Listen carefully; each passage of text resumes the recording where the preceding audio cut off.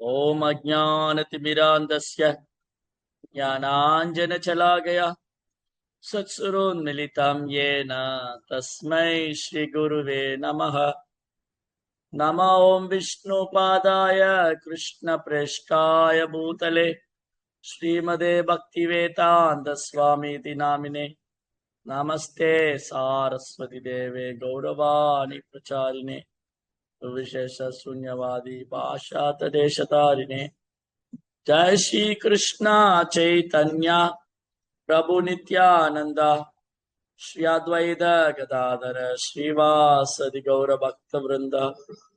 हरे कृष्णा कृष्णा कृष्णा हरे हरे, हरे राम राम राम हरे हरे।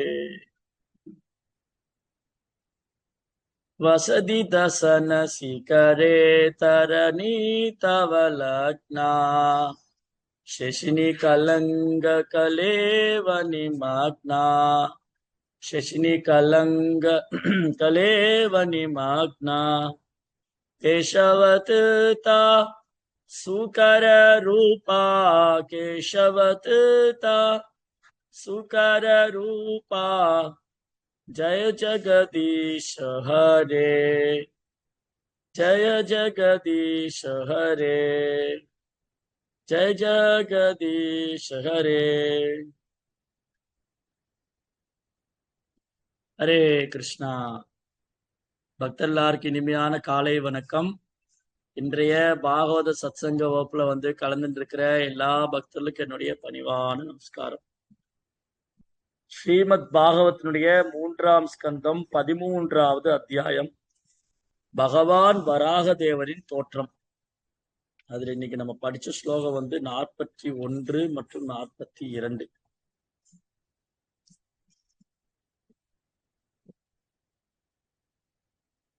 त्रयीमयं रूपमिदं च शौकरं भूमण्डले नाद तदादृदेन दे सहास्तिशृङ्गोडगणेन भूयसा कुलाचलेन्द्रस्य यदैव विप्रमः. ஓ பகவானே, பெரிய மலைகளின் உச்சி சிகரங்கள் மேகங்களினால் அணி செய்யப்படும் பொழுது அழகு பெறுகின்றன. உங்களது உன்னதமான உடலில் எழில்மிக்கதாக விளங்குகிறது. ஏனென்றால் உமது தந்தங்களினால் நீங்கள் பூமியை தூக்கி அவற்றின் ஒளியில் அதனை நிறுத்தியிருப்பதனாலேயே ஆகும்.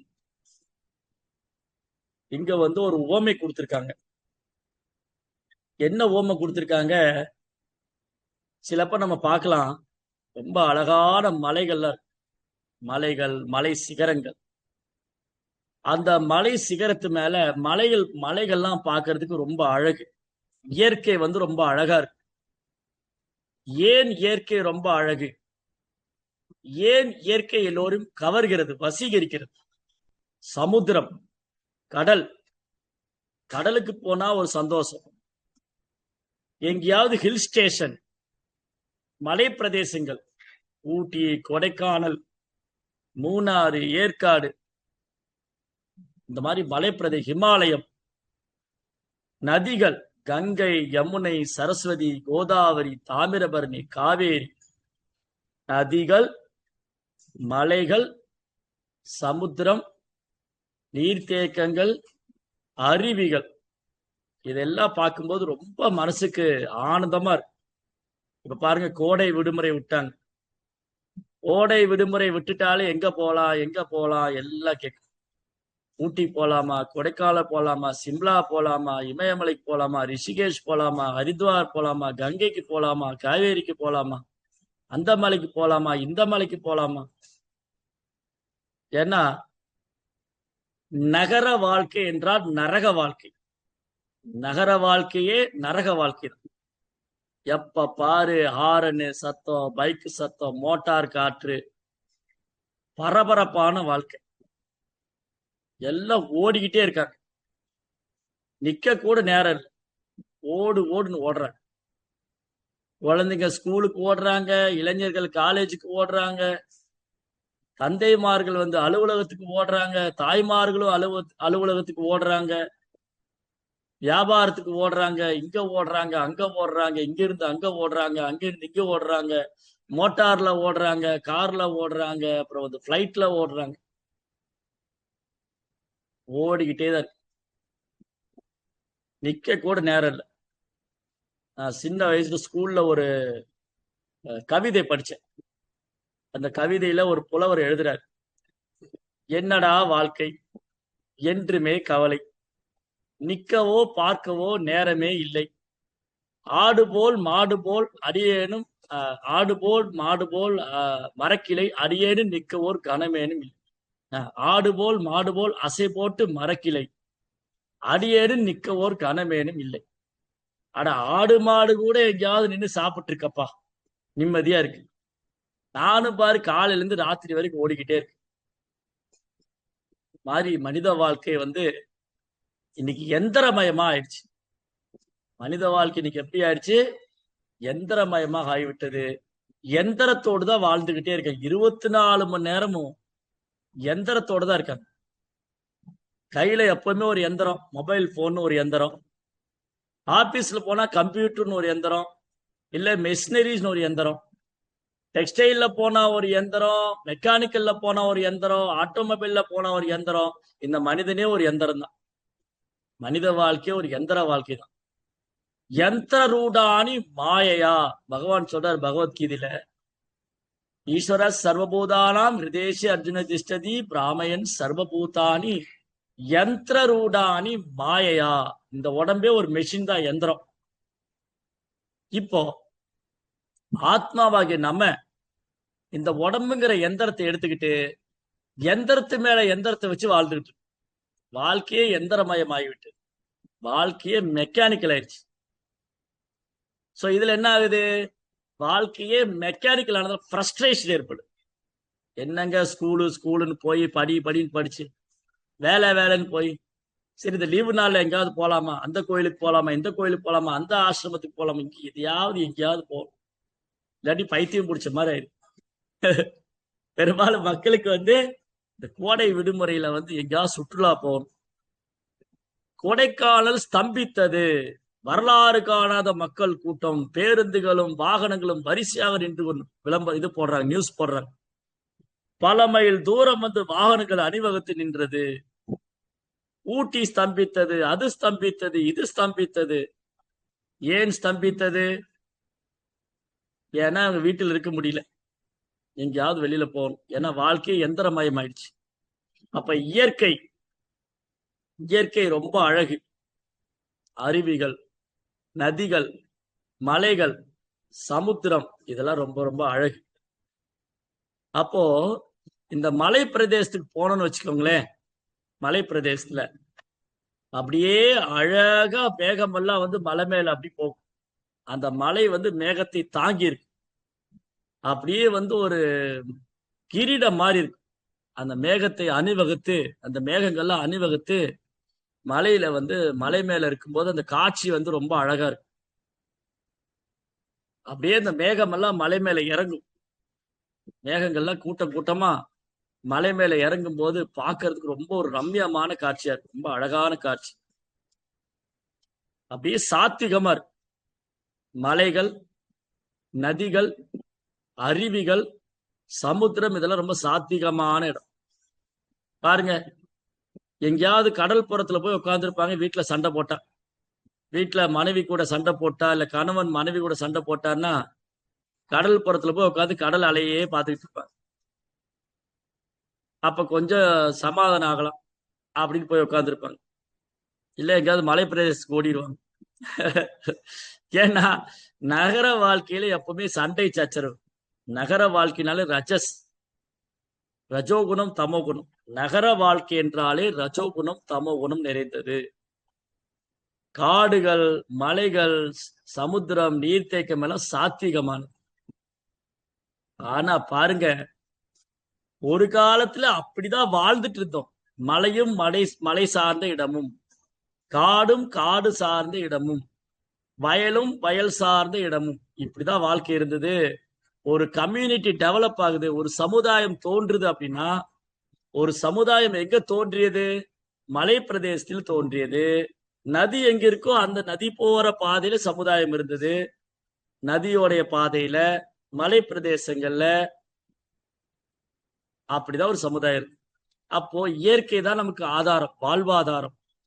மலைகள், நதிகள், ஆறுகள், இதுதான் நமக்கு வாழ்வாதாரம். அப்போ மக்கள் ஒரு காலத்துல இயற்கையோடு சேர்ந்து வாழ்ந்ததுனால சாத்வீகமா இருந்தாங்க. நிம்மதியான ஒரு வாழ்க்கை, ஆரோக்கியமான ஒரு வாழ்க்கை, ஆன்மீகமயமான வாழ்க்கை. இன்னைக்கு அப்படியே தலைகீழ மாறி நகர வாழ்க்கை, நரக வாழ்க்கை, நிம்மதி இல்ல, சண்டை சச்சரவு, போட்டி, பொறாமை, சூழ்ச்சி, சொத்து சேர்க்கணும், பணம் சேர்க்கணும், சுயநலம், பொய்கர்வம், பொய்யகங்காரம், இதெல்லாம் தான். இதெல்லாம் தான். அன்னைக்கு விவசாயியுடைய மகன் விவசாயம் செய்தார், அது பெருமையாக நினைத்துக் கொண்டார். இன்னைக்கு என்ன நினைக்கிறாங்க? எங்கேயாவது வெளிநாட்டுல போய் படிச்சாதான் பேரு, ஆங்கிலத்துல 4 வார்த்தை பேசினாதான் பேரு, பொறியியல் படிச்சாதான் பேரு. இந்த மாதிரி எல்லாம் முட்டாள்தனமாக தங்களுடைய இயல்பான வாழ்க்கையை நாம் கெடுத்துக்கொண்டோம். நம்முடைய இயல்பான வாழ்க்கையை நமக்கு எடுத்துக்கிட்டோம். அழகா நிம்மதியா வாழ்ந்துட்டு இந்த ஊட்டின்னு ஒரு இடம் இருக்கு இல்லையா, அந்த ஊட்டியில ஒரு காலத்துல நல்ல வானுயர்ந்த மரங்கள்லாம் இருந்து, நல்ல பெரிய பெரிய மரங்கள், சந்தன மரம், யூக்கலிப்டஸ் மரம், நிறைய மரங்கள்லாம் இருக்கு. இந்த மரங்கள் என்ன பண்ணும்? நிறைய நீரை சேமிச்சு வைக்கும். மரங்கள் அதிகமா இருந்தா, எங்க மரங்கள் அதிகமா இருக்கும் அந்த பூமி நல்லா வளமா இருக்கும், செழுமையா இருக்கும், நிறைய நீர்களை சேமிச்சு வைக்கும். அப்போ ஒரு காலத்துல இந்த பிரிட்டிஷ்காரங்க கிழக்கிந்தியா கம்பெனி அவங்க இந்தியாவுல கால் எடுத்து வைக்கிறதுக்கு முன்னாடி எப்படி இருந்ததுன்னா, இங்க நிறைய இயற்கையான மூலிகை மரங்கள், நிறைய மூலிகையான மரங்கள், நிறைய எண்ணற்ற நெல் வகைகள், தானியங்கள், விதவிதமான காய்கறிகள் இயற்கையா கிடைச்சிட்டு இருந்தது. பிரிட்டிஷ்கார உள்ள என்ன பண்ண, இது நல்லா இல்லையே, இவங்க மட்டும் ஆரோக்கியமா இருக்காங்களே, இவங்க மட்டும் இயற்கையோடு சேர்ந்து வாழ்றாங்களே, இவங்களை எப்படியாவது அடிமையாக்கணுமே அப்படின்னு சொல்லி இந்த டீன்னு ஒண்ணு கொடுத்தார். Tea, coffee. இன்னைக்கு பூரா பாருங்க, பால்பாறை, ஊட்டி, இங்க பூரா டீ எஸ்டேட் ஆயிடுச்சு. அந்த செடி எவ்வளவு வரும்? ஒரு 2 அடி தான் வளரும். அந்த டீ எஸ்டேட் உள்ள செடி என்ன ஆகும்? 2 அடி தான் வளரும். அது நிறைய தண்ணி சேமிச்சு வைக்குமா? பண்ணாது. அந்த இலையை பறிச்சதுக்கு அப்புறம் அது வீணா போச்சு, திரும்பி அடுத்தது. சோ இப்படி நம்முடைய இயற்கை வளத்தை அவர்கள் சூறையாடி விட்டார்கள். யாரு? இந்த கிழக்கிந்தியா கம்பெனிக்காரன். அப்போ இந்தியாவை எப்படி அவங்க அடிமைப்படுத்தினாங்க அப்படின்னா, வரலாற்று படிச்சீங்கன்னா அவங்க சண்டை போட்டெல்லாம் அடிமைப்படுத்தல. முகலாயர்கள் மாதிரி இந்தியா மேல படையெடுத்து அவங்க அடிமைப்படுத்தல, சண்டை போடல. கத்தியின்றி ரத்தமின்றி அப்படியே என்ன பண்ணிட்டாங்க? நம்முடைய உணவு திட்டம், நம்முடைய கல்வி திட்டம், இதையெல்லாம் அப்படி தலைகீழ மாத்திட்டாங்க. ஒரு காலத்துல எந்திரிச்ச உடனே என்ன குடிப்போம்னா, நம்ம கம்பு கஞ்சி, ராகி கஞ்சி, இதுதான் குடிப்போம். இன்னைக்கு காபி இல்லைன்னா பெட் காஃபி, எந்திரிக்கும் போதே பல்லு விளக்காம காபி குடிக்கணும், அந்த கலாச்சாரம். காஃபி இல்லைன்னா என்னால உயிர் வாழ முடியாது. அப்ப எந்த மாதிரி ஒரு கலாச்சாரத்தை ஏற்படுத்தி விட்டார்கள்? காஃபி இல்லைன்னா என்னால உயிர் வாழ முடியாது, டீ இல்லைன்னா உயிர் வாழ முடியாது, செத்தே போயிடுவேன் அப்படிங்கிற சூழ்நிலை உருவாக்கி இன்னைக்கும் சொல்றவங்க இருக்காங்க. இன்னைக்கும் டீ சாப்பிடலாம் என்னால இருக்க முடியாது, நான் செத்து போயிடுவேன். காபி சாப்பிடாம இருக்க முடியாது, வேற என்ன வேலை இல்லாம இருந்துக்குவேன், சாப்பாடு இல்லாம இருப்பேன், காய்கறி இல்லாம இருப்பேன், எது வேலை இல்லாம இருந்துக்குவேன், ஆனா காபி இல்லாம என்னால இருக்க முடியாது, டீ இல்லாம இருக்க முடியாது. அந்த அளவுக்கு அடிமையாக்கி விட்டார். அது எந்த ஒரு பொருளுக்கு நாம அடிமையாகிறோமோ அது போதை வஸ்துன்னு, போதை ஏற்பட்டு. டீ, காஃபி ஒரு போதை. அந்த போதை வஸ்துக்கு அடிமையாக்கி விட்டார்கள். எண்ணற்ற நெல் வகைகள், தானியங்கள்லாம் மாத்திட்டாங்க. இன்னைக்கு எங்க நிக்குது? போன்சாய் ட்ரீல நிக்குது. போன்சாய் ட்ரீனா என்னது? மரம் 2 அடி தான் வளருது, அதுலயே பழம்லாம் வந்துருக்கு. அன்னைக்கெல்லாம் மாங்காய் மரத்துல நாங்க மாங்காய் பறிக்கணும்னு சொன்னா அந்த மரம் பிரம்மாண்டமா நிக்கும். பெரிய மாங்காய் மரம், கல்லை விட்டு அடிக்கணும், ஏறது கஷ்டமா இருக்கும். இன்னைக்கு 2 அடியிலேயே மாங்காய் மரத்துல மாங்காய் வருது. ஐயா எப்படியா வந்தது? அதை மரபை மாற்றி விட்டோம். நீங்க ஏறவெல்லாம் கஷ்டப்பட வேண்டாம்.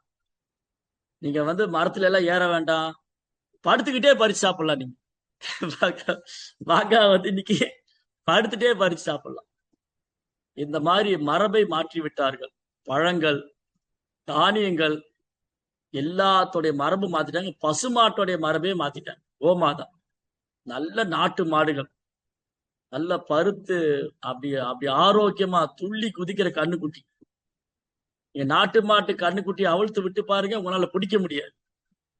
இந்த ஜெர்சி மாடுன்னு ஒண்ணு வந்தது, அது எரும மாடு மாதிரி நின்றுகிட்டே இருக்கும். அது மழை பெஞ்சாலும் சரி, வெயில் அடிச்சாலும் சரி, அது மரபே மாற்றி விட்டார். அது மழை வெயில் என்ன வந்தாலும் அப்படியே எரும மாடு மாதிரி இருக்கும். ஆனா நாட்டு மாடு பாருங்க, அதை பிடிக்க முடியாது உங்களால. கண்ணுக்குட்டி அவிழ்த்து விட்டா அதை பிடிச்சிட்டா பெரிய விஷயம். அப்ப நாட்டு மாட்டு கண்ணுக்குட்டியை பிடிக்கிறதே பெரிய விஷயம்னா, அப்புறம் பசுவை பிடிக்கிறது, காளையை பிடிக்கிறது என்ன சொல்றது? காளை பாருங்க, நீங்க ஜல்லிக்கட்டுல நடத்துறாங்க. ஜல்லிக்கட்டுல காளை எப்படி துள்ளி குதிச்சு வருது. அதை திமில தொட முடியுமா? அப்படி ஆளை தூக்கி வீசியது. இந்த மாதிரி நிறைய இயற்கை வளங்கள், இயற்கையான பசுமாடு, இயற்கையான தானியங்கள் எல்லாம் ரொம்ப அழகு. அழகு மட்டுமல்ல, ஆரோக்கியம். கண்ணுக்குட்டி ரொம்ப அழகா இருக்கும். என் பின்னாடி ஒரு கோமாதா இருக்கா, அவ பேர் லலிதா. இந்த லலிதா ரொம்ப அழகா இருப்பா. அவளுக்கு கண்ணுக்குட்டி ரொம்ப அழகா இருக்கும். நான் கூட குட்டியில அழகாதான் இருந்தேன், இப்பதான் ரொம்ப அசிங்கமாயிட்டேன். அதனால இந்த கண்ணுக்குட்டி ரொம்ப அழகு. அது கொடுக்குற பால் பசு கொடுக்குற பால் ரொம்ப ஆரோக்கியமானது. இதெல்லாம் விட்டுட்டு இன்னைக்கு பாக்கெட்ல பால் வாங்கி கொடுக்கறது பெருமையா நினைச்சிட்டு இருக்கோம். சரி, எனிவே அது வேற டாபிக். இப்ப என்ன நடந்தது? இந்த இயற்கை வளங்கள் இருக்கு இல்லையா, அந்த இயற்கை ரொம்ப அழகு. அதனாலதான் மக்கள் அந்த இயற்கையெல்லாம் போகணும், போய் பார்க்கணும். ஆனா ஒரு காலத்துல அதோட சேர்ந்துதாயா வாழ்ந்துட்டு இருந்தோம். இப்ப டூர் போற மாதிரி ஆயிப்போச்சு. நதிக்கரையில வாழ்ந்தவங்க இன்னைக்கு நதிக்கரையை டூர்ல போட்ல போறதுக்காக போறாங்க. ஆனா அந்த நதிக்கரையில தான் வாழ்ந்துட்டு இருந்தோம். அந்த நதி தான் நம்ம வாழ்வாதாரம். காவேரி நம் வாழ்வாதாரம், கங்கை நம்ம வாழ்வாதாரம், யமுனை ஜீவ நதிகள் நம் வாழ்வாதாரம். அந்த நதிக்கரையில வாழ்ந்தாலே அவ்வளவு பாக்கியம். ஒரு மனிதனுக்கு தேவையான அனைத்தும் கிடைக்கும். பௌதிகமானதும் கிடைக்கும், ஆன்மீகமானதும் கிடைக்கும். கங்கை கரையில ஏன் குடி போறாங்க? கங்கை கரையில ஏன் குடிபெறுவர்? கங்கை கரையில வாழ்ந்தா, கங்கை கரை, காவேரி கரை, யமுனா நதிக்கரையில வாழ்ந்தா உடலுக்கு தேவையான நல்ல உணவு கிடைக்குது, நல்ல நீர், சுத்தமான சத்தான நீர் கிடைக்குது. குடிக்க தண்ணி, துவைக்க தண்ணி, குளிக்க தண்ணி, நீரின்றி அமையாது உலகு. அப்புறம் நல்ல ஆரோக்கியமான உணவு தயாரிக்கலாம். அப்புறம் ஆன்மீகமான முன்னேற்றம். யமுனையில தொடர்ந்து நீராடுவதால, கங்கையில தொடர்ந்து நீராடுவதால, காவேரியில தொடர்ந்து நீராடுவதால உடல் தூய்மை, மனம் தூய்மை, அகம் தூய்மை, புறம் தூய்மை எல்லாம். இன்னைக்கு கங்கை காவேரி பூரா சாக்கடையாக்குறத வேலையை வச்சிருக்காங்க. அப்புறம் சுத்தமாகிறது? மனிதனும் சுத்தமா இல்ல, அவர் புத்தியும் சுத்தமா இல்ல. அதான் இன்னைக்கு பழைய சினிமா பாட்டுல பாடினாங்க, போயும் போயும் மனிதனுக்கு இந்த புத்தியை கொடுத்தானே, இறைவன் புத்தியை கொடுத்தானே, அதில் பொய்யும் புரட்டும் திருட்டும் கலந்து பூமியை கெடுத்தானே, மனிதன் பூமியை கெடுத்தானே. இது உண்மை. என்ன உண்மையாயிடுச்சு? மனிதன் தன்னுடைய சுயநலத்தினால பேரளவான நவீன நாகரிகம்ங்கிற பேர்ல பெரும் பெரும் நகரத்தை உருவாக்கி இயற்கையை துஷ்பிரயோகம் செய்துவிடும். இன்னைக்கு இயற்கையை துஷ்பிரயோகம் பண்ணிட்டு சுற்றுலா தலங்களா ஆக்கிட்டாங்க. சுற்றுலா தலங்களுக்கு அந்த சுற்றுலா தலத்தையும் நாசம் பண்றதா வேலை. அங்க போய் அதையும் நாசம் பண்ணணும், அதான் வேலை. ஊரை நாசம் பண்ணது பார்த்தா சுற்றுலா தலத்துல போய் அதையும் நாசமா. இப்படி மனிதன் சுயநலத்தினாலையும் வீண் கர்வத்தினாலையும் ஆணவத்தினாலையும் தன்னுடைய இயல்பான அழகான ஒரு அமைதியான வாழ்க்கையை இழந்து விட்டான். இப்போ அந்த இழந்து போன வாழ்க்கையை தேடுறான்.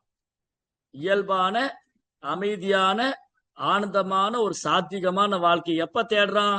கோடை விடுமுறையில் போய் தேடுறான். ஏன்னா ஊருக்குள்ள வெயில் தாங்க முடியல. ஊட்டியில போனா நல்லா இருக்குமா, கொடைக்கானல் போனா நல்லா இருக்குமா, இமயமலைக்கு போலாமா? அங்கேயும் வெயில் ஆயிடுச்சு. ஏன்னா அங்கேயும் போய் பாவகரமான செயல். அப்போ இந்த மாதிரி இயற்கை ஸ்தலங்கள்ல போய் புனித ஸ்தலங்கள்ல போய் பாவகரமான செயல் பண்ணி பண்ணி அந்த இடமும் அதனுடைய மகிமையை இழந்து விட்டு அந்த இடம் என்னாச்சு, அதனுடைய மகிமை குறைந்து கொண்டே வருது. இன்னைக்கு நீங்க வந்து ரிஷிகேஷ்ங்கிற இடத்துக்கு போனா, ரிஷிகேஷ் ஹரித்வார் இமயமலை அடிவாரத்துல மிக அற்புதமான ஸ்தலம். அன்னைக்கெல்லாம் வந்து சாதுக்கள் தவம் பண்ணாங்க. சாதுக்கள் அப்புறம் வந்து பக்தர்கள் பாகவதர்கள் அங்க உட்கார்ந்து தவம் செஞ்சு யாகம் செஞ்சு பகவானி நாமத்தை தியானம் செஞ்சு இந்த உடலை விட்டு பகவான்கிட்ட திரும்ப போவாங்க.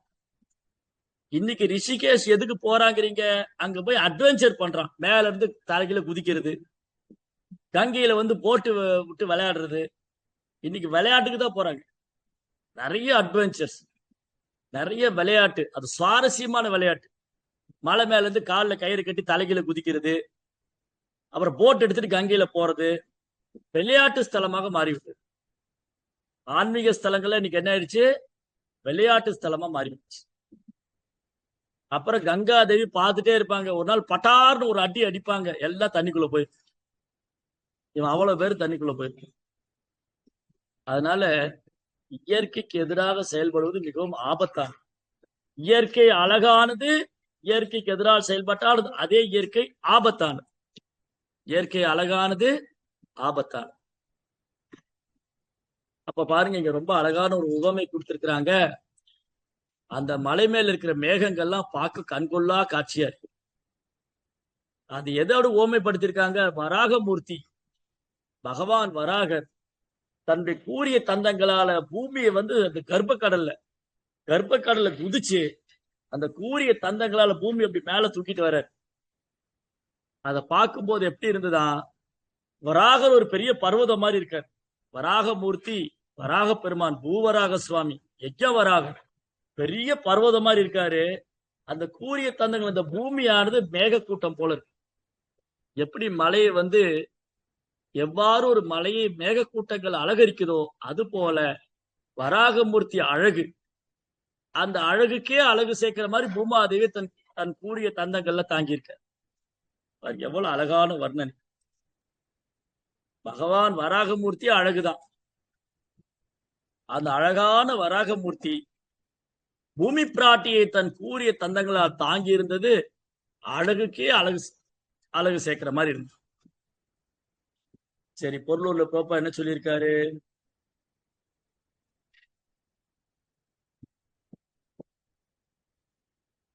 பகவான் உன்னதமான வேத மந்திரங்களின் வடிவமாக திகழ்ந்த போதிலும் அவரது எழில் மிகவும் சிறந்து விளங்கியதற்கு காரணம் பூமியினை அவர் தந்தங்களால் தூக்கி நிறுத்தியதினாலேயா.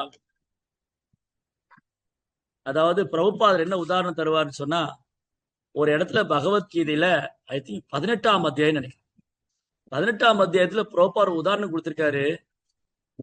பக்தர்கள் இருக்காங்க இல்லையா, பக்தர்கள்லாம் தங்கம் போல, பக்தர்கள்லாம் தங்கம். இப்ப தங்க மோதிரம் இருக்குன்னு வச்சுக்கோங்க, தங்க மோதிரம், தங்க ஜிமிக்கி, தங்க கம்மல், அதுல ஒரு வைரத்தை வச்சுட்டோம்னு வச்சுக்கோங்களேன், அது இன்னும் ரொம்ப அழகா இருக்கும். இந்த தங்கத்துல வைரத்தை பதிக்கும் போது தங்க கிரீடத்துல தங்க மோதிரத்துல தங்க வளையல்ல தங்க நெக்லஸ்ல வைரத்தை பதிக்கும் போது அது ரொம்ப அழகா இருக்கும்.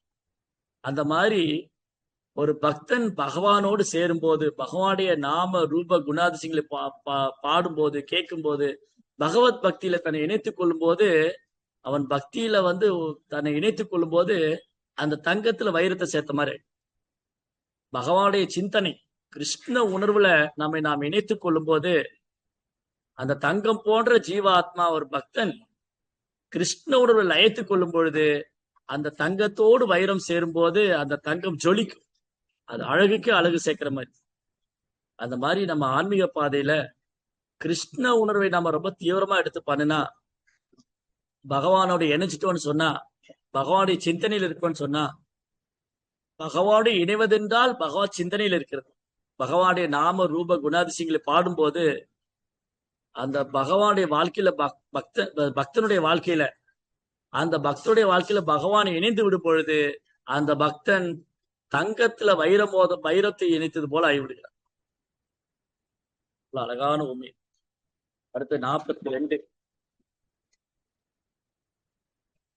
சமஸ்தாபை வை நாம் ஜெகதாம் சதஸ்துசாம் லோகாய பத்னிம் அசிமாதரம் பிதா விதேமசாஷை நமசா சகத்தயா யஷ்யாம் சதேஜோ அக்னிம் இவாரணாவதா. இங்க ஒரு அழகான ஓமை எடுத்தது. ஓ பகவானே, அசைகின்ற மற்றும் அசையாத அனைத்து உயிர்களுக்கும் உறைவிடமாக திகழும் இந்த பூமியானது அன்னையாவால். நீங்களே பரம தந்தையாக இருக்கின்றீர்கள். அன்னை பூமியுடன் சேர்ந்த நாங்கள் எங்கள் மரியாதைக்குரிய வந்தனைகளை உங்களுக்கு செலுத்துகிறோம். அரணிக்கட்டையில் ஒரு தேர்ந்த வேள்விக்காரன் நெருப்பினை இணைத்திருப்பது போல, அரணிக்கட்டையில் ஒரு தேர்ந்த வேள்விக்காரன் நெருப்பினை இணைத்திருப்பது போல நீங்கள் அன்னை பூமியிடத்தில் உமது சுயசக்தியினை இணைத்திருக்கின்றீர்கள்.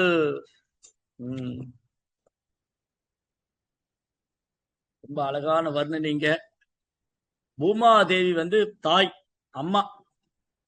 நம்ம எல்லாருக்கும் 7 அம்மா இருக்காங்க. என்ன சாமி சொல்றீங்க? எனக்கு ஒரு அம்மா தான் இருக்காங்க. ஆனா தமிழ்நாட்டுல நிறைய அம்மா இருக்காங்க. தமிழ்நாட்டுல அம்மாவுக்கு பஞ்சமே இல்லை. கோயிலுக்கு போனா அங்க ஒரு அம்மா, அப்புறம் அரசியல்ல போனா அங்க ஒரு அம்மா, சின்ன அம்மா, பெரிய அம்மா, பக்கத்து வீட்டு அம்மா, ஏத்த வீட்டு அம்மா. சினிமாவில போனா அங்கேயும் அம்மா, நிறைய அம்மா இருக்கா. இந்த அம்மாக்கெல்லாம் இப்ப நான் சொல்ல வரல, அது நமக்கு தேவையும் இல்லை. ஆனா சாஸ்திரத்துல நமக்கு 7 அம்மா இருக்குன்னு சொல்லி, ஒரு ஜீவாத்மாவுக்கு 7 அம்மா உண்டு. இல்லையே, எனக்கு ஒரு அம்மா தான் இருக்காங்க, நான் வேற எந்த அம்மாட்டையும் போறது இல்லையே. தமிழ்நாட்டுல அம்மா பகவான் ஒரு பகவான், அம்மா பகவான், அப்புறம் அம்மா சக்தி, அந்த அம்மா இந்த அம்மா, போய் சேர்ந்த அம்மா, உயிரோடு இருக்கிற அம்மா, போக போற அம்மா, நிறைய அம்மா இருக்காங்க. ஆனா இங்க 7 அன்னையை பற்றி சொல்லியிருக்கு. யாரு 7 அன்னை? ஆதோ மாதா, குரு பத்னி, ராஜபத்னி, தேனு, தாத்ரி, பிருத்திவி, பிராமணி. ஆதோ மாதா நம்மை பெற்றெடுத்த அன்னை. நம்ம எல்லாருக்கும் ஒரு அம்மா இருக்காங்களே, நம்ம பெற்றெடுத்த அன்னை ஆதோ மாதா. குரு பத்னி, குருவோடைய மனைவி. ஏன்னா நம்மள ஒரு அம்மா பெற்றெடுத்தாலும் நம்ம யார்கிட்ட அதிகமா வளர்ந்தோம்னா குருவோடைய அம்மா கிட்டதான், சாரி குருவோடைய மனைவி தான். ஏன்னா அந்த காலத்துல என்ன வழக்கம் இருந்ததுன்னா, குழந்தை பிறந்த 5 வயசுல குருகுலத்துக்கு அமைச்சிருவாங்க. அப்ப குருவோடைய மனைவி தான் நமக்கு அம்மாவா இருந்து பிரசாதம் கொடுத்து நம்மளை கவனிச்சுக்கிறாங்க. அந்த குருவோடைய மனைவி குரு பத்னி. ராஜபத்னி, ராஜாவுடைய மனைவி ராணி. அவங்க என்ன பண்றாங்க? ராஜாவுக்கு பக்கபலமா இருந்து பிரஜைகளை எல்லாம் தன் குழந்தைகளா பாத்துக்கிறாங்க. ராஜபத்னி. தேனு, பசு. அம்மா கிட்ட பால் குடிச்சது 5-6 மாசம் தான். பசுவோடைய பாலை வாழ்நாள் முழுவதும் குடிச்சுக்கிட்டு இருக்கு. இந்த பசு கோமாதாவுடைய பால், அதான் கோமாதா. பசுவோடைய பாலை வாழ்நாள் முழுவதும் குடிச்சுக்கிட்டு இருக்கோம். அதனால பெற்ற அம்மாவோட ரொம்ப முக்கியம் கோமாதா. வாழ்நாள் முழுவதும் நமக்கு பால் கொடுக்கும். பால் நின்று போடணும்னு என்ன பண்றான்? வெட்டு கடிச்சிடறான். அம்மா கிட்ட மடியில பால் குடிச்சிட்டு கசாப் கரைக்கணும். அம்மாவுடைய மடியில பால் குடிச்சோம். நம்ம குழந்தையில எல்லாருமே அம்மாவுடைய மடியில பால் குடிச்சிட்டு வளர்ந்ததுக்கு அப்புறம் இந்த அம்மா வேண்டான்னு கழுத்தை வெட்டுவோமா? அதே கதை தான் இங்க நடக்கும். பசுவோடைய மடியில பால் குடிச்சிட்டு பசு பால் தரதை நிப்பாட்டினோடனே இந்த பசு வெட்டுக்கு அனுப்புங்க. அப்போ கடுமையான சட்டம் பாருங்க. என்ன கடுமையான சட்டம்? பசு வதை செய்வர் உடனே தண்டிக்கப்படுவார். பசுவை வதை செய்யறதுல, பசுவை தொந்தரவு செய்தாலே, பசு வதை பண்றது கூடாது. அது தடை சட்டம். எந்த ஒரு இடத்துலயும் பசு துன்புறுத்த கூடாது. பசு துன்புறுத்தப்பட்டாலே உடனடியாக அவருக்கு தண்டனை உண்டு அப்படின்னு ஒரு சட்டம் வரும். இந்த நாட்டுடைய முக்கியமான தேசிய விலங்காக பசு அறிவிக்கப்படும். ஏன்னா கோமாதா. இதனால கோமாதாவுடைய மடியில கைய வச்சா இமீடியட்டா அவனுக்கு பனிஷ்மெண்ட், இமீடியட்டா உடனே தண்டனை. இதை அரசாங்கம் செய்ய தவறிவிட்டால் எந்த ஒரு ராஜ்யத்துல, எந்த பூமியில பசு தொந்தரவுக்கு ஆளாகுது, பசு துன்புறுத்தப்படுது, அது நிம்மதியா இல்ல, அது சந்தோஷமா இல்ல, அது கஷ்டப்படுதுன்னா அந்த சமுதாயம், எந்த சமுதாயத்துல பசு வதை செய்யப்படுதோ அந்த சமுதாயம் பஞ்சம், வறட்சி, தொற்று வியாதி, நிம்மதி இல்ல, உள்நாட்டு சண்டை, வெளிநாட்டு சண்டை, செத்து செத்து வாழும். செத்து செத்து வாழும். நிம்மதியா வாழ முடியும். ஏன்னா அம்மா கிட்ட பால் குடிச்சிட்டு அம்மாவுடைய கழுத்தை வெட்டிருக்காத. ஆதோ மாதா குருபத்னி ராஜபத்னி தேனு தாத்ரி நர்ஸ். கூட பிறந்த சொந்தங்கள் கூட உடம்பத்தோட அருவருப்பா இருக்கு. அந்த புண்ணு வந்துருச்சு, வியாதி வந்துருச்சு அப்படின்னா சொந்தங்கள் கூட கிட்ட வர அருவருப்பா முக சுளிப்பாங்க. ஆனா நர்ஸ் வந்து எந்த ஒரு முக சுளிப்பு இல்லாம அந்த பேஷண்ட்டுக்கு ட்ரீட்மெண்ட் பண்ணி அந்த உடம்புல உள்ள அந்த பாகங்களை சுத்தம் பண்ணி அந்த வியாதிக்கு மருந்து போட்டு பக்கத்திலே இருந்து அம்மா மாதிரி பார்த்து நர்ஸ் தாத்ரி. கொரோனா காலத்துல யாரும் நம்ம கிட்ட வரமாட்டாங்க. கொரோனா வந்துச்சுன்னா கிட்ட விட்டாங்களா நம்மள? கட்டின பொண்டாட்டி வரைக்கும் தள்ளி போட்டான், கிட்டே வராது. ஒருத்த வந்து கொரோனா வந்து வெளிநாட்டுல இருந்து வந்துட்டான் வீட்டுக்கு. அவ பொண்டாட்டி கதவை திறக்க மாட்டேங்கிறான். உன்னை யார் வர சொன்னா நீ போங்கிறான். வீட்டுக்குள்ள போய் கதவை சாத்திட்டான். அந்த அம்மா வீட்டுக்குள்ள போய் கதவை சாத்தி உன்னை யாருக்கு வர சொன்னா? போ, கணவன் கல்யாணம் பண்ண வராது போகு. ஆனா நர்ஸ் என்ன பண்ணாங்க? 2-3 ட்ரெஸ் போட்டு, மாஸ்க் போட்டு, சானிடைசர் போட்டு, கிளவுஸ் எல்லாம் போட்டு, அந்த ட்ரெஸ் போட்டா எவ்வளவு உஷ்ணமா இருக்கும், அதை டாலரேட் பண்ணும். திடீர்னு அவங்களுக்கு கொரோனா வந்து அவங்களுக்கு யார் ட்ரீட்மெண்ட் பண்ணுவா? அதெல்லாம் பொறுத்துட்டு சேவை பண்ணுவோம். அதான் தாதிரி நர்ஸ். ஆதோ மாதா குருபத்னி ராஜபதி தேனு தாதி பிருத்திவி மதர் எர்த் பூமி. பூமாதேவி என்ன பண்ணாலும் பொறுத்துக்கிற பொறுமையின் சிகரம் பூமாதேவி. பூமியை கொடைறாங்க. பூமியை கொடைஞ்சு தண்ணி எடுக்கிறேன், எண்ணெய் எடுக்கிறேன், அது கல் எடுக்கிறேன், அதை எடுக்கிறேன், இதை எடுக்கிறேன், என்ன பண்ணாலும் பூமி பொறுத்துட்டே இருக்கு. ஒரு குழந்தை என்ன பண்ணாலும் அம்மா பொறுத்துட்டே இருக்கும். அந்த அம்மா வந்து அடிக்கிறது, திட்டுறது, சண்டை போடுறது, கோவப்படுறது என்ன பண்ணாலும் அம்மா என்ன பண்ணுவா? சரி, ஏன் குழந்தை தானே, ஏன் குழந்தை தானே, ஏன் குழந்தை. அப்பாவுக்கு கோவம். அப்பா என்ன பண்ணுவாரு? கோவப்படுவாரு. ஆனா அம்மா என்ன பண்ணுவா? குழந்தை என்ன பண்ணாலும் பொறுத்துன்றா. சோ பூமாதேவி என்ன பண்றா? ஜெகன் மாதா. இந்த பூமாதேவி நம்ம என்ன பண்ணாலும் பொறுத்துட்டே இருக்கு. சரி, நம்ம குழந்தை தானே, நம்ம குழந்தைங்க தானே, நம்ம குழந்தைங்க தானே. பூமாதேவி ஒரு அன்னை. அப்புறம் பிராமினி, பிராமணனுடைய மனைவி. அந்த பிராமணர் யாகம் செய்வதற்கு உறுதுணையாக இருந்து சமுதாயத்துல எல்லா மக்களும் நல்லபடியா இருக்கணும், ஆரோக்கியமா இருக்கணும். இந்த பிராமணி வந்து கணவனுடைய யாகத்துக்கு பக்கத்து பலமா இருக்கு. அந்த மாதிரி 7 அம்மா. இதுல பல அம்மா கலியுகத்துல காணாம போயிட்டாங்க. யாரெல்லாம் காணாம போயிட்டா? ராஜாவுடைய மனைவி. இன்னைக்கு ராஜாவே நாத்திகனா இருக்கா. ராஜாவுடைய மனைவி எப்படி இருப்பா? எப்படி ராஜா வழி நடத்துறா? அதனால இன்னைக்கு மன்னராட்சி போய் மக்களாட்சி வந்தது. இன்னைக்கு ராணி இல்ல. ராணின்னு ஒரு அம்மா இல்ல நமக்கு. அன்னைக்கு ராணி வந்து குழந்தைகளை, பிரஜைகளை தன் குழந்தை மாதிரி பாத்துட்டா. மன்னர் தவறு ராணி சொல்லுவா, மன்னா நீ செய்து தவறு. ராணியார் சொல்றா, அரசி சொல்றா. அந்த மாதிரி ராணி எல்லாம் இருந்தாங்க ஒரு காலத்துல. இன்னைக்கு ராணியும் இல்லை, ஏனியும் இல்லை. சோ ராணி இல்ல இப்போ. அப்ப என்னாச்சு? ராஜபத்னி இல்ல, குரு பத்னியும் போயாச்சு. நம்ம குருகுல் சிஸ்டமே போச்சு, குருகுல் பாடமே போயிடுச்சு, குரு பத்னி போயாச்சு. குருவுடைய மனைவி இல்ல இப்போ. குழந்தைகளை யார் பாத்துக்கிறா? குழந்தைகளை ஸ்கூலுக்கு அனுப்புனா ஸ்கூல்ல டீச்சர் தான் பாத்துக்கணும். டீச்சர் என்ன பண்றாங்க? ஆனுவல் டேக்கு சிம்மிக்கு கமல் பாட்டுக்கு டான்ஸ் ஆடுறோம். அப்புறம் அந்த குழந்தைகளை எப்படி கிருஷ்ண பக்தி செய்யுது?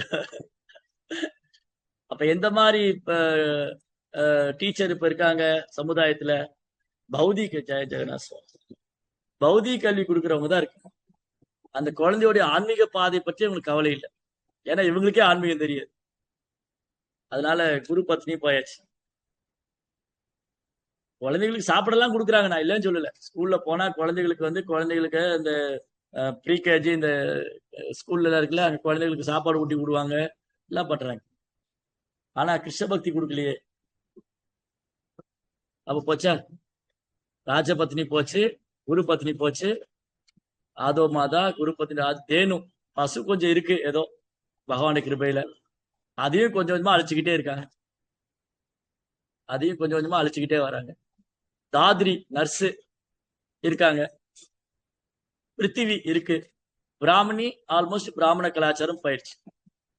அப்போ 1-2 மாதா தான் இருக்காங்க. சோ அதனால இங்க பாயிண்ட் என்னன்னு சொன்னா, இந்த பூமி இருக்கு இல்லையா, பூமி வந்து ரொம்ப அழகா என்ன சொல்லியிருக்கு? அந்த பூமாதேவியோட குழந்தைங்க நம்ம எல்லாம் பூமி தாயோட குழந்தைங்க. இந்த பூமி வந்து என்ன சொல்லியிருக்கு இங்க சொல்றாங்க, அந்த ரிஷிகள் முனிவர்கள்லாம் பிரார்த்தனை பண்றாங்க, ஓ பகவானே, அசைகின்ற மற்றும் அசையாத அனைத்து உயிர்களுக்கும் உறைவிடமாக திகழும் இந்த பூமி. இந்த பூமி தான் எல்லாத்தையும் தாங்கிட்டு இருக்கு. அகழ்வாரை தாங்கும் நிலம் போல தன்மை. எல்லாத்தையும் இந்த பூமி தான் தாங்கிட்டு இருக்கு. அசையும் உயிரினம், அசையாத உயிரினம், நாத்திகர்கள், ஆத்திகர்கள் எல்லாத்தையும் இந்த பூமி தான் தாங்கிட்டு. அப்போ இந்த பூமி வந்து தாய், அன்னை என்றால் இந்த பூமி தாய்னா அப்ப தந்தை யாரு? இந்த பூமி நமக்கு அம்மானா அப்பா யாரு?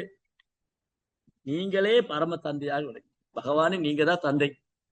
பிதாகமஸ்ய ஜெகதோ மாதா தாதா பிதாமக. பகவான் சொல்றார் பகவத்கீதையில, இந்த அகிலத்துடைய தாய் தந்தை முன்னோன் காப்பவன் நானேன்னு சொல்ற.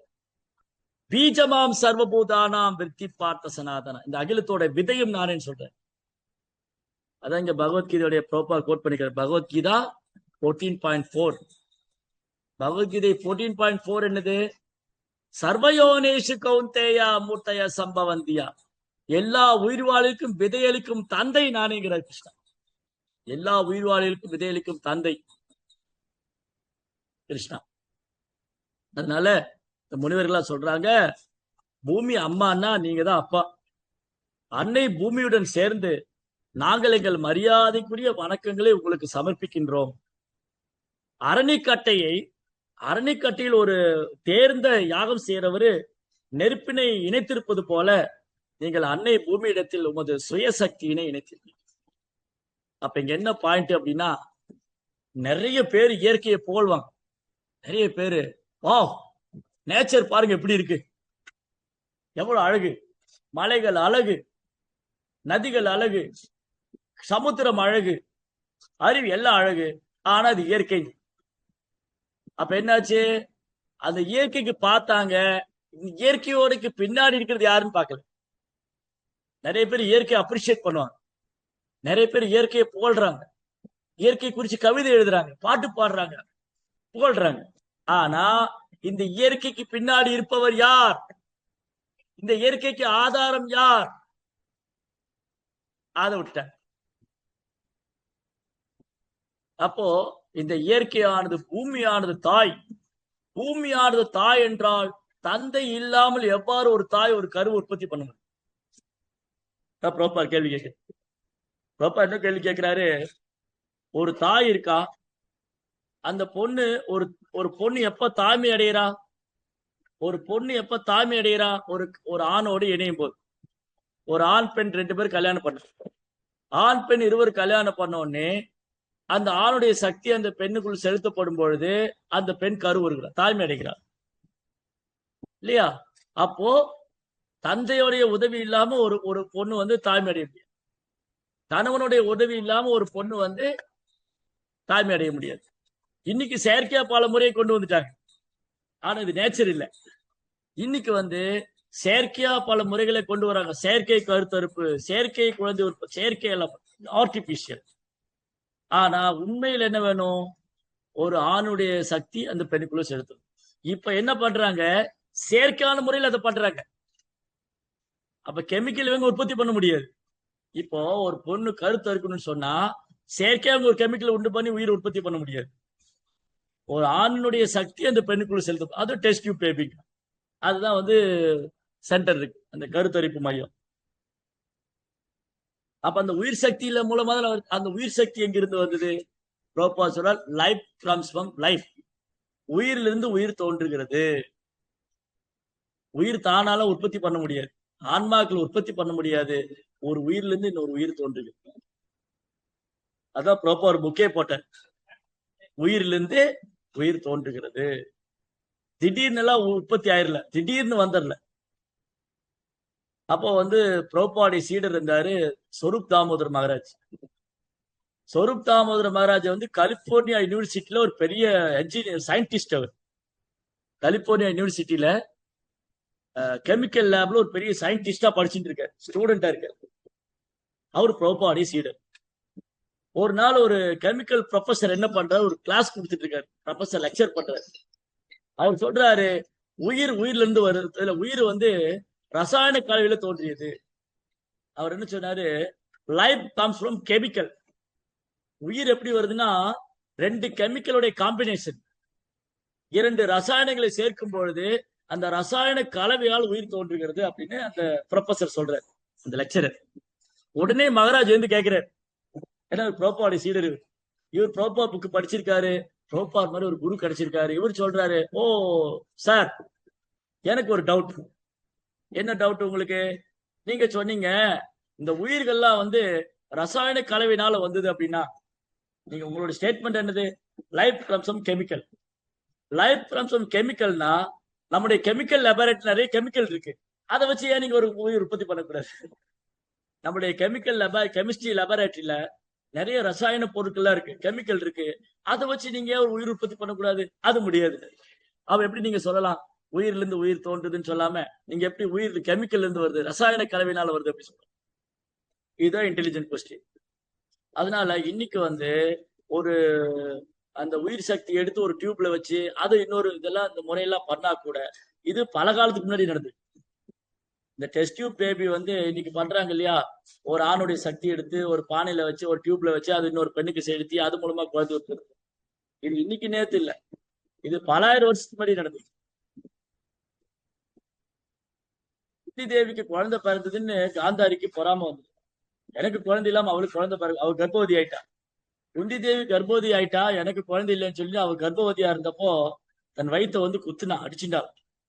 அப்ப வயிற்றுல இருந்து ஒரு பிண்ட மாதிரி தெளிச்சு வந்து வெளியில விழுந்து, அதை வியாசர் என்ன பண்ணா 100 பானையில பிடிச்சு வச்சார். அந்த 100 பானை இருந்து 100 குழந்தைங்க வந்து. அப்ப இது என்ன ஆச்சுங்க? அப்ப இன்னைக்கு டெஸ்ட் டியூப் பேபின்னு சொல்றீங்க, அது 5000 வருஷத்துக்கு முன்னாடியே வந்து வியாசர் பண்ணிருக்கு, எந்த ஒரு உபகரணம் இல்லாம. துரோணா, துரோணாங்கிறது ஒரு ஸ்கேல்ல இருந்து வந்து, துரோணாங்கிறது ஒரு ஸ்கேல், அந்த துரோணாங்கிற ஸ்கேல்ல இருந்து வந்தார் துரோணாச்சாரியர். ஒரு முனிவருடைய சக்தி வந்து இந்த துரோணாங்கிற ஸ்கேல்ல வச்சு அதுல இருந்து தோன்றான் துரோணாச்சாரியர். இந்த மாதிரி நிறைய இன்சிடென்ட் இருக்கு. அதனால நம்ம வந்து வரலாறு படிக்காம, சாஸ்திரம் படிக்காம, திடீர்னு புதுசு புதுசா எதையெல்லாம் கற்பனை பண்ணிக்கிறோம். ஓ இதுதான் கரெக்ட், இதுதான் உனக்கு என்ன தெரியும் முதல்ல? இன்னைக்கு பெரும்பாலும் மக்கள் என்ன நினைக்கிறாங்க, விஞ்ஞானம் சொல்றதா சரி. ஆனா விஞ்ஞானம் எங்கிருந்து வந்தது? ஆன்மீகம் இல்லைன்னா அறிவியலே கிடையாது. அப்போ ஆன்மீக அறிவியல் இருக்கு. இன்னைக்குள்ள அறிவியல் வந்து ஆன்மீகத்தை புறக்கணிக்கிறதுனால அது முழுமையானதல்ல. அந்த அறிவு முழுமையானதல்ல. ஏன்னா விஞ்ஞானுடைய அறிவு குறைவுடையது. 4 குறைபாடு இருக்கு ஜீவாத்மா. தவறு செய்யறவங்க, புலன்கள் குறைபாடானது, அறியாமையில் இருக்கும், ஏமாற்று. அப்ப இந்த குறைபாடுகளை வச்சுட்டு எப்படி விஞ்ஞானினால கடவுளை உணர முடியும், கடவுளை பார்க்க முடியும், கடவுளை ஏற்றுக்க முடியாது. அப்போ சாஸ்திரம் இருக்கு இல்லையா, அது இந்த குறைபாடுகளுக்கு அப்பாற்பட்டது. அப்ப இந்த சாஸ்திர அறிவியல் இல்லாதனால, பகவத்கீதா பாகவதம் எல்லாம் இல்லாதனால இன்னைக்கு மக்கள் என்ன நினைக்கிறாங்க, ஓ இது வந்து விஞ்ஞானி சொல்றதா சரியா இருக்கு. அப்ப இயற்கை தானா இயங்காது, இயற்கையை பகவான் இயக்குகிறார்.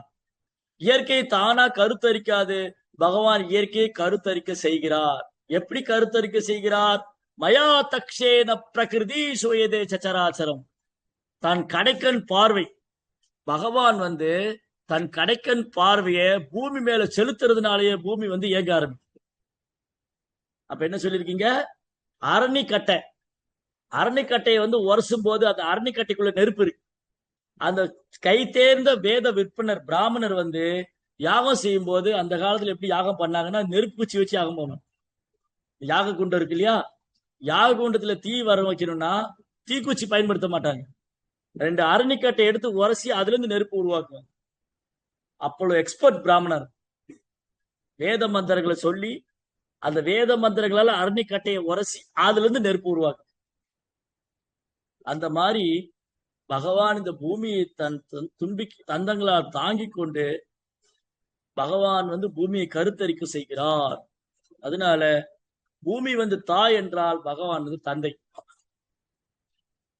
பிள்ளைக்கு தந்தை ஒருவன், நம்ம எல்லோருக்கும் தந்தை இறைவன் இல்லையா சொல்றாங்க இல்லையா.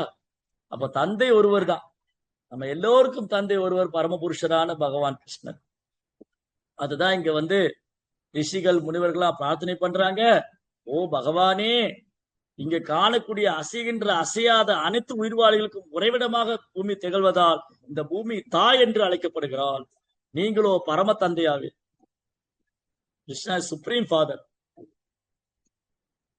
அன்னை பூமியுடன் சேர்ந்து நாங்கள் எங்கள் மரியாதைக்குரிய வணக்கங்களை உங்களுக்கு அர்ப்பணிக்கிறோம்.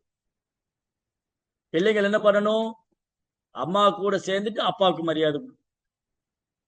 அரணிக்கட்டியில் ஒரு தேர்ந்த யாகக்கார நெருப்பினை இணைத்திருப்பது போல நீங்கள் அன்னை பூமியிடத்தில் உங்களது சுயசக்தியினை இணைத்திருக்கின்றீர்கள். ரோப்பா பொருளூர்ல ரொம்ப அழகா சொல்லியிருக்காரு. பிள்ளைகளை பெறுவதில் அன்னை சுதந்திரமானவள் அல்ல. அது போல பரம தந்தையான முழுமுது கடவுளின் தொடர்பில்லாமல் பௌதிக இயற்கையினால் உயிரினங்களை உண்டு பண்ண முடியாது. ஸ்ரீமத் பாகவதம் அன்னையுடன் சேர்ந்து பரமபுருஷனான தந்தைக்கும் வணக்கம் செய்ய சொல்கிறது. ஏனென்றால் அசைகின்ற மற்றும் அசையாத அனைத்து உயிர்களையும் காப்பதற்கும் ஆதரிப்பதற்கும் அனைத்திற்கும் சக்திகளுடன் அன்னையை தாய்மை பெற அடைய செய்பவர் தந்தை மட்டுமே ஆவார். அதனாலதான் நம்ம பகவானை துதித்து பாட வேண்டும். ஓ எம்பெருமானே, கேசவா, நாராயணா, மாதவா, கோவிந்தா, விஷ்ணு, மத்சூதனா, திருவிக்ரமா, வாமனா, ஸ்ரீதரா, ரிஷிகேஷா, பத்நாமா, தாமோதரா, ஹரே கிருஷ்ணா கிருஷ்ண கிருஷ்ணா ஹரே ஹரே, ஹரே ராம ராம ராம ஹரே ஹரே. பகவானே, நான் இந்த ஜட உலகத்துல வந்திருக்கேன். இந்த உலகம் இந்த பூமியானது, நான் இந்த பூமியில பிறவி எடுத்திருக்கேன். இந்த பூமி எனக்கு அம்மா. நான் என்ன பண்ணாலும் பொறுத்துன்றா. இந்த பூமிக்கு சக்தி அளிச்சது தாங்கதான். நீங்க என் தந்தை. ஓ பரமபிதாவே, ஓ பரலோகத்திற்கும் பரமபிதாமே, பரந்தாமனே, பரமாத்மாவே, பகவானே, எனக்கு உங்க கருணை கொடுங்க. நான் உங்க தாமரை திருப்பாத்தை அடைய வேண்டும். ஹரே கிருஷ்ணா கிருஷ்ண கிருஷ்ணா ஹரே ஹரே, ஹரே ராம ராம ராம ஹரே ஹரே என்று பகவான்கிட்ட பிரார்த்தனை பண்ணணும். ஆதரவற்ற நிலையில் இருக்கு. நம்ம ஜட உலகத்துல நம்ம எல்லாம் ஆதரவற்ற நிலையில் இருக்கும். நமக்கு ஒரே அடைக்கலம், ஒரே ஆதாரம் பகவானுடைய தாமரை திருப்பார். அந்த தாமரை திருப்பாத்தை நம்ம அடைக்கலம் கொள்ள வேண்டுமானால் நாம் பகவானுடைய திருநாமத்தை அடைக்கலம் கொள்ள வேண்டும். பகவானுடைய திருநாமத்தை உச்சரிக்கிறது மூலமா நம்ம பகவான் மேல ஒரு தூய அன்பை வளர்த்துக்கலாம். ஹரே கிருஷ்ணா கிருஷ்ண கிருஷ்ண ஹரே ஹரே, ஹரே ராம ராம ராம ஹரே ஹரே. பகவானது திருநாமத்தை அடைக்கலம் கொள்வதும் பகவானது தாமரை திருப்பாதத்தை அடைக்கலம் கொள்வது வேற வேற இல்லை. அப்புறம் உண்மையான ஆன்மீக குருவுடைய தாமரை திருப்பாதங்கள் அடைக்கலம் கொள்றது, அவர்கிட்ட தீட்சை பெற்றுக்கொண்டு நாமத்தை ஜபிக்கிறதும் பகவானை சரணடைறது வேற வேற இல்லை. அதனால ஆன்மீக குருடைய கருணையால நம்ம பக்தி தொண்டை பயிற்சி பண்ணா நம்ம எப்போதும் பகவானால் ரட்சிக்கப்படும். ஹரே கிருஷ்ணா. நிரந்தரா ஸ்ரீமத் பாகவதம் கி ஜெய், ஸ்ரீல பிரபுபாத் கி ஜெய். ஹரே கிருஷ்ணா.